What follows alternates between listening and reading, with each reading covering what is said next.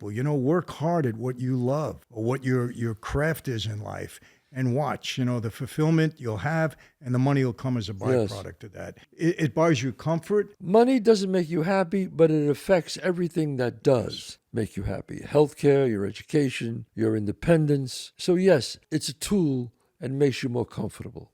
Don't make it all about the money. And again, Michael, you had money. Don't make it all about the money. Because we had money, we can talk to you like this. If you didn't have it, you'd have to experience it. Right. But, don't make it the final goal. Let it be a byproduct of what you love. And one last thing, Michael, which I learned about money. Money makes good people better and bad people worse. All right, it's Wednesday. You know what that means. This is Chazz Palminteri. The Wise, and I'm Michael Franzese. The Wise Guy.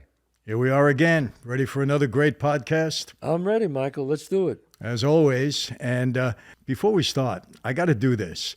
Chazz told me a joke off camera that I want him to repeat right now. Then I'm going to add my 2 cents afterwards. But you got to tell me that joke. Well, tell everybody it's that probably joke. people heard it before, but I never heard it. And this guy told me this joke. He says, I got a joke. I said, oh, yeah, all right, let me hear it. He said, 2 mob guys walking in the woods, and one mob guy says to the other, and they're walking in the woods at night. He says, hey, man, he goes, you believe how dark and man, it's really scary in here, right? And the other guy says, hey, man, how do you think I feel? I got to walk out of here alone.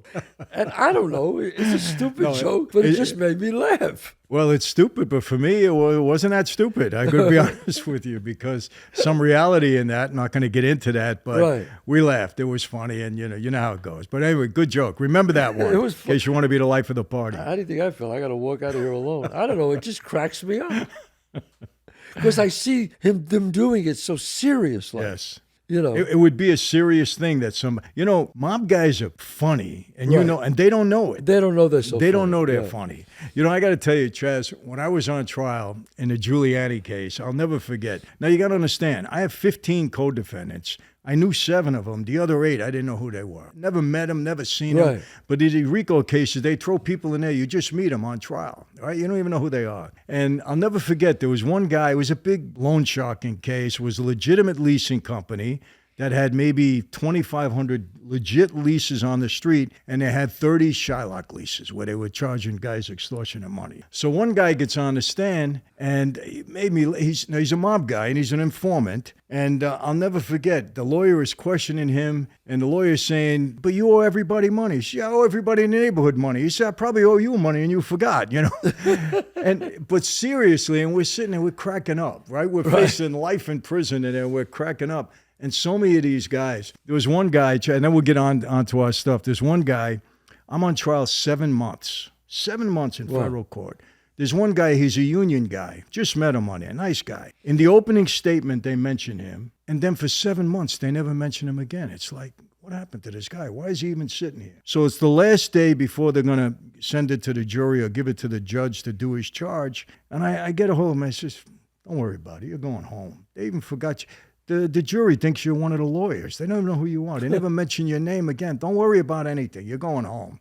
Don't sweat it. Prosecutor gets up there. He's the last guy they talk about. They play a tape, 1 3-minute tape. This guy is in a conference room, and he says to everybody in the conference room, he says, hey, remember something. What we're doing here is criminal. If this place is bugged, we're all going to jail. In his voice. Oh, wow. That was it, right? Gets convicted. They gave him 7 years. Because he opened his mouth. 1 3-minute conversation. For what happens when we heard the tape, everybody cracking up at the table. We were even the jury was laughing. Oh my God! Because the poor guy was sitting there, and he never told us what was on that tape. Now, if he didn't say nothing, he'd be fine. He'd be fine. Because we couldn't figure out, what are you doing here? They didn't mention you anymore. But everybody at the table, we're all facing life. Right. We're all laughing hysterical. Anyway, we got off track. Today we got a great book. My friend, who I had the pleasure of meeting once or twice, Jordan Peterson, wrote a terrific book. Jordan is brilliant. I think you all know who he is. We don't need any introduction for him. But he wrote, he's so deep. I sat at dinner with him, and you ask him a question, and Chazz, he hits you from every angle. He asks you, he analyzes this and that and everything else. And you would think he's introverted, but he's not. He's very personable. Wow. Just a wonderful meeting. So he writes this book, and I'm sure you're aware of it. Yeah. It's called The 12 Rules of Life, right? I read that book. I liked it very much. Yes. 12 Rules for Life. And so we're going to go through it, and we take 5 key points from these books. We share the knowledge with you. You may not know Jordan, but you can know Jordan through his writings. And we're going to break a couple of things down for you, and I hope you enjoy it. Number 1, 12 Rules for Life. Take responsibility for your own life. Peterson argues that instead of blaming others or society for our problems, we need to take responsibility for our own lives and work hard to improve them. I mean, basically, when I read that, I said, look, you got to get your own house in order before you start like blaming other people for the way your house is. I even said, he goes, make up your room. Make up your room. It starts with getting rid of the clutter. And when you wake up in the morning, I remember him saying that to somebody. Make up your room. And that's like you wake up and you feel satisfied. The first task of the day is done. And it sets a mindset of how you conduct your life. And I thought that was great. And he's big on that. He's big on taking responsibility, not shunning the blame off, to others. And look, it's a great way. And, it's amazing. You start with a menial thing like that by making the bed. It's crazy. People, if my wife leaves in the morning to go to the gym and I'm home, I make the bed. I just don't like to see it unmade, Right. If I go down, I think I got this from my mother, who was an absolute clean fanatic. She used to vacuum the floors at 3 o'clock in the morning when we were all sleeping. She was nuts. But if I see dishes in the sink, I got to wash them. Wow. It's crazy, I know. But again, taking your responsibility for things in your sphere, in your neighborhood, in your atmosphere, in your house, I think is very important. And Jordan stresses that about everything in life. Right. And some people who are not gifted with great parents like I was, and if you can't blame your mother for your life, you can't blame your father for your life. It's like, you know what? Okay. Then you have to do whatever it takes, whether you cut them out or not, or make peace with them. But, you're responsible for your life. That's it. That's what he's saying. And, blaming somebody else, what does it really do for you, Chazz? Nothing. It makes you feel a little bit better. I think I said this one time, and it's something that's stuck in me that I'll never forget. My mom was very tough on me, very, very tough on me, in many ways. And I was 10 or 12 years old, and she had yelled at me for something, I don't know. So I go into the living room, and there's my Uncle Joe, merchant marine, hard guy, drunk a lot all of his life, but really a hard guy. And I walk into the room, and I probably had a tear in my eye. He says, "What's the matter with you?" I said, "My mother again, and, she's starting on me." He said, "Let me ask you a question. You got a dictionary in this house?" I said, "Yeah." He said, "Go get it." Just like that. Dictionary. I go up, I bring the dictionary. He says, "Open it up." He said, "I want you to look for the word sympathy." He said, "See what it means, and don't ever look for it again." Just like that. Yeah. And you know what? It hit home. Because when you blame somebody else, when you pass everything off on something else in your life, and you don't take responsibility, it may make you feel better for a minute. Hey, it's not my fault, but it doesn't do anything for you. Well, you don't learn from it. You don't learn a thing. Right. And you're not better the next time because you're blaming somebody else instead of straightening out your own house, so to speak. Exactly. Anyway. I think it's a good rule. Good point. All right, moving on.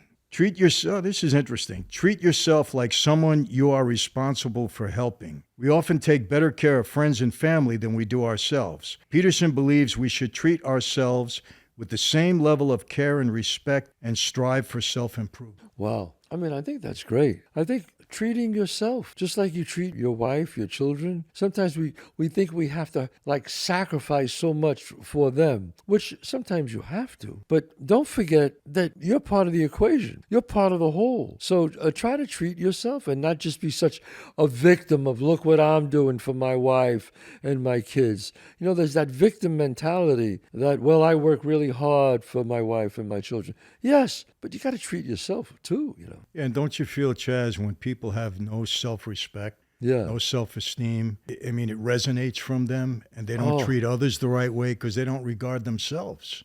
Yeah, and you know what happens, Michael, when somebody keeps putting themselves down? Like my son and I, we knew this guy, a very talented guy, but every time you're with him, he's so self-deprecating that after a while, you start saying, well, maybe he's right. Maybe he is a piece of shit like he's saying he is. He's always saying he's such a piece of shit. You go, after a while, you start saying, okay, maybe he is. It's not attractive, Michael. No, not at all. And again, if you don't have self-respect, how do you respect anybody else? Right. You don't value yourself. You're a human being too. You got to hold yourself not egotistically in high No. esteem, but you got to have self-respect. I think Right. that's the If easiest you way have to no say it. self-respect, then how could you ask me to have respect for you? How? When you show up at a meeting or dress nice, look nice, speak nice, you want success, you have to earn that success. It reminds me when you said that, show up in a meeting. Remember in The Irishman Yes. when Pacino played, Hoffa. he played Jimmy Hoffa. Right. And when the mob guy comes to see him in the summer dressed in shorts. Yeah. And Pacino goes, that's how you come to a meeting? You Right. have no self-respect because you're coming to a meeting, dress up. Look the part. And it's true. If you don't regard yourself, if you don't dress properly, if you don't speak properly, if you don't comb your hair, I know it sounds petty, but it's not. No. And people look at you and say, hey, why do I respect him if he doesn't respect himself? You only have one chance to make a first impression. That's it.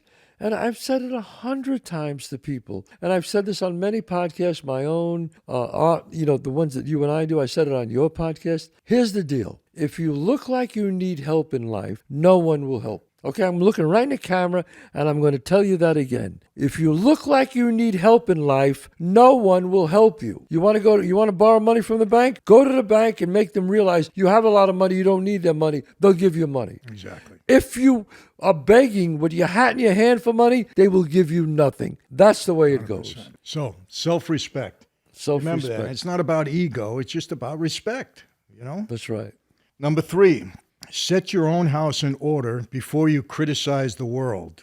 Don't try to change the world or fix society until you have addressed the problems in your own life. If you're not able to follow through with your own goals or promises, you won't be able to help others. And, easy way to say that, people who live in glass houses shouldn't throw stones. Absolutely. I mean, that's, there's something about these sayings, birds of a feather flock together. You live by the sword, you die by the sword. People in glass houses. I mean, there's a reason why they have those things, because they work. It's true. And it's like my wife said, there's this trainer, supposed to be a great trainer. I said, oh, okay. And he's going to train me. And I was like, okay, if you like him, you heard good things about him. Then the guy comes to my house and he's like not in shape. And I'm saying, John, all due respect, I mean, I see this guy and all the women, he was like a good looking guy, but he wasn't in shape.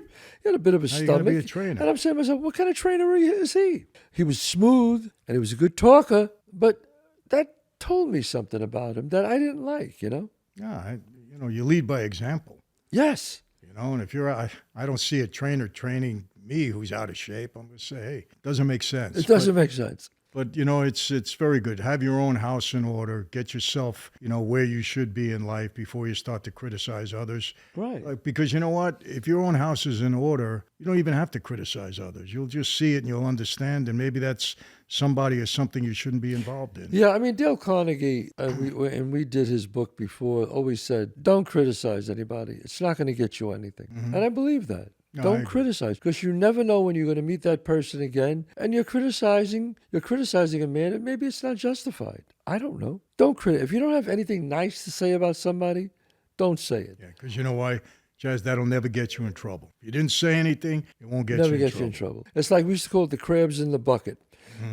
Crabs in a bucket. As soon as one crab starts to go, you know what they do? They pull them down. Pull them down, yeah. As soon as you see a crab going up, they pull them down. The other crabs pull them down. Don't do that. Don't do it. Very good. Good lesson. Okay, number 4, pursue what is meaningful, not what is expedient. Instead of chasing short-term pleasures or avoiding pain, focus on finding what gives your life meaning. It may not be easy, but it will provide a stronger sense of purpose and fulfillment. Wow. Yeah, I mean, that's deep. Again, this Yeah. is Jordan. Oh, here it is.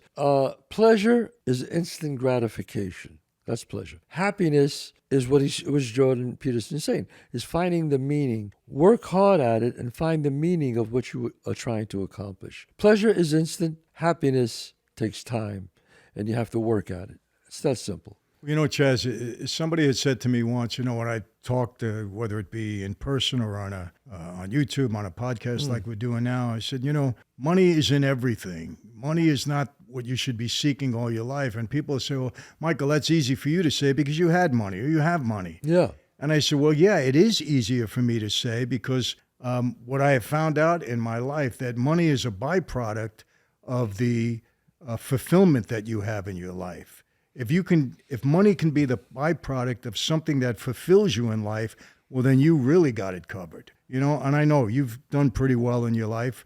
How do you feel about that? Is money like the ultimate goal, or No, and I know people criticize me and say, well, you say that because you have money. Listen, I was pretty happy before I had money. I was happy because I was doing my life stream, acting and writing, and I'm hoping one day that I would hit. What I found out about money is it makes you independent, and money's a tool where I can make things easier for me. Does it make you happy? No.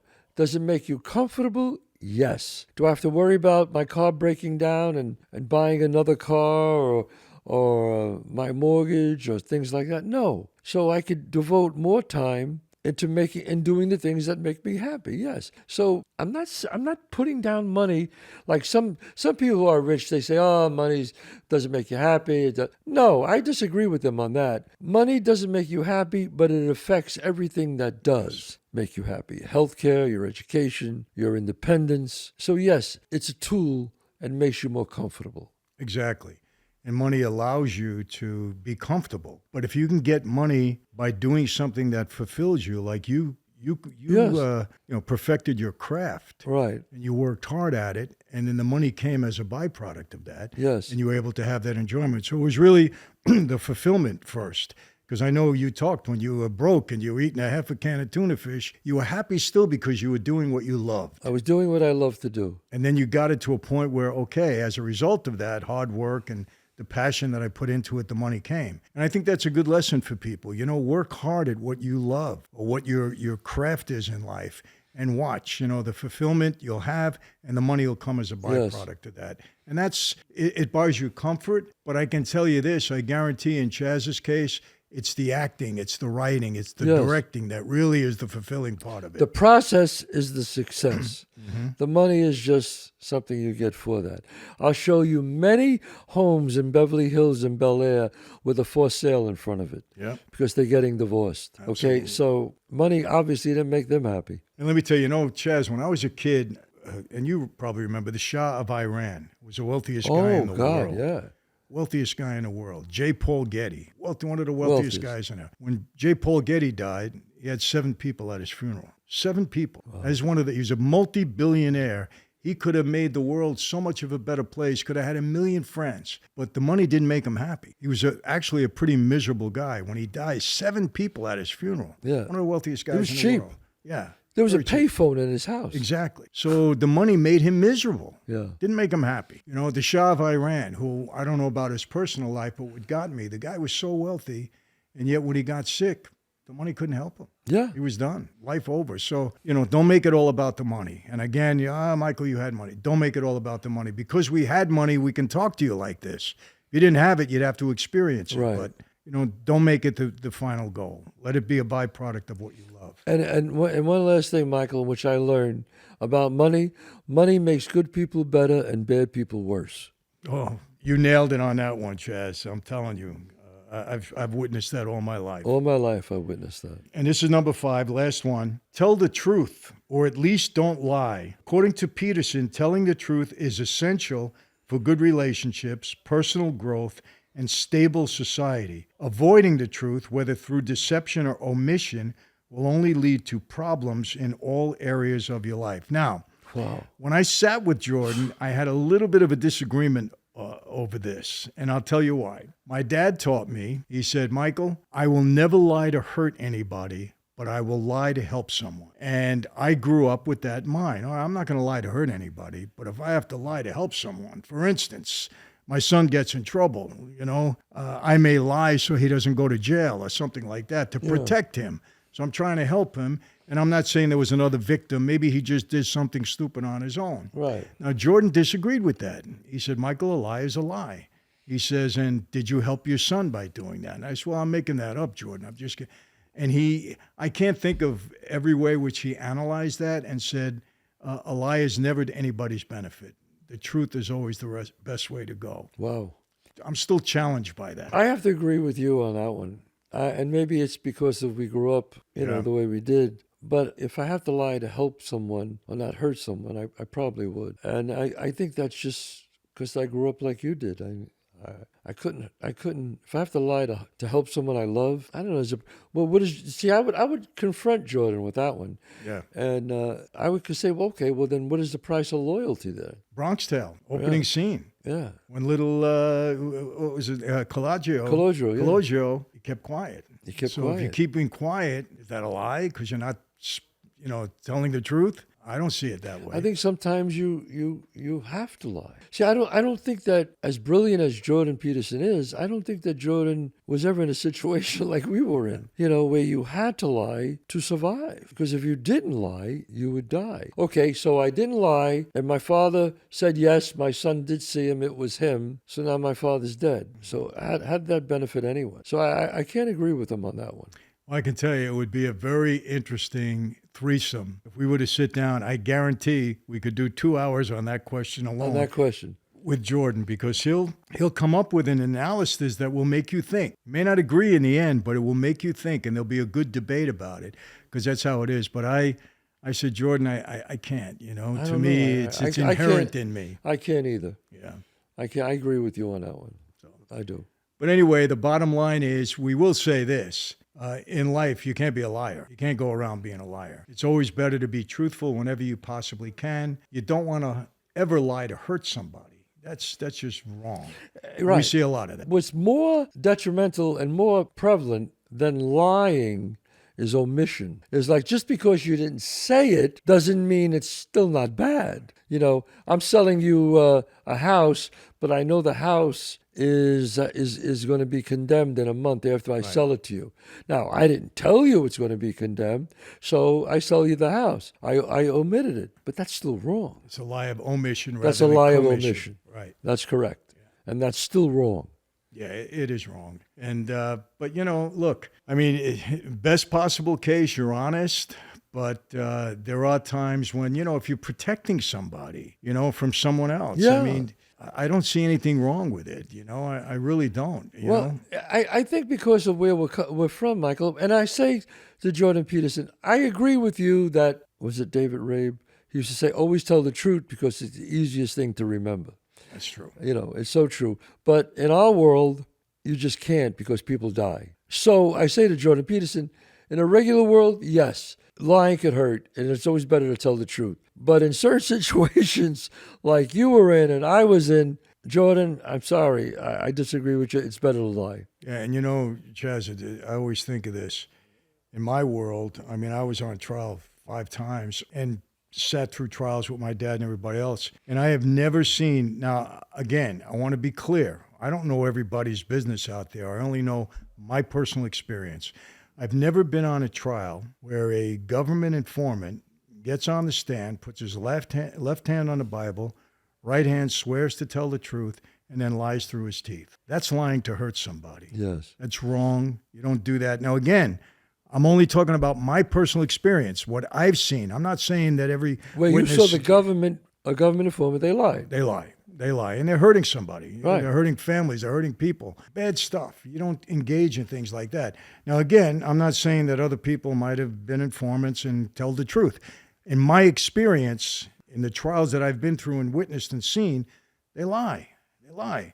And it's a terrible thing to lie to hurt somebody. But at the same token, I was saying if somebody put me on the stand and somebody's life is at stake, and I don't know, I would probably lie to help that person if that person is meaningful to me. Now, is meaningful to you. yes, to protect them. Would this person lie for me? And if the answer comes out yes, I got to think about that. I mean, really, a family member, Chazz, we probably cut off our right arm before we would say something. Oh yeah, but you know what I think Jordan Peterson is saying, Michael. Boy, we could talk about that one question for. Oh. I want to talk to him about that one. Yes. But what happens when you see a person who's supposed to be the law lie, and you say, well, wait a second here, hold on. If they're lying, I'm not supposed to lie, and they're lying. Wait a minute, then I have to lie. So I think what he's saying is a lie just perpetuates another lie. Yeah, he did say that, actually. Yeah. He said one lie will perpetuate another one. You may have to lie again to cover up the first lie, and Yes, then it becomes, a web of deceit. Right, but then if you're telling me, Jordan, idealistic, if everybody's telling the truth, okay, I'm down for maybe telling the truth more than lying. Mm-hmm. Yeah, it's a tough thing to do. I want, people at home, comment. Yeah. Tell us what you think about that. If you had a lie to help somebody, do you think it's okay? Or are you one of those people that say a lie is a lie is a lie and you don't ever do it, no Right. matter who you had to protect or whatever, even if it's a family member? I'd love to hear what you had to say because Jordan and I had a Right. pretty serious discussion Right. about that. Now, Jordan is all about integrity. Right. He's a man of integrity and honesty. I totally believe that. And this is his principle. So maybe Right. that's exactly how he feels and how he carries his life out. But we Right. would love to hear what you have to say. Right. And also, in the words of George Costanza, in the words of George Costanza from Seinfeld, it's not a lie if you believe it. I know, what a very funny episode. Well, you think about it, it's true. If you're saying something that's totally false, but you believe it to be true, well, then to you, it's not a lie. It's not a lie. And you say you have to know that before you take a lie detector test. It may not be true, but it's not a lie to you because you believe it to be true. Because you believe it's a lie. Yeah, Because you that believe makes it's true. sense. We should hit Jordan on that also. Oh yeah. Yeah. Oh yeah. Wow. Anyway, listen, we can go on because We it's can go 12 rules of life, but we're only doing 5, the 5 key elements that we thought were very significant. Right. And we'll revisit this again in another We'll come podcast. back on another Yeah, podcast with do the it. second 5. Absolutely. All right. So again, this is Chazz Palminteri, The Wise, and I'm Michael Franzese. the wise guy. And once again, thank you for tuning in. We appreciate it. Can't wait to hear your comments, and we'll see you next time.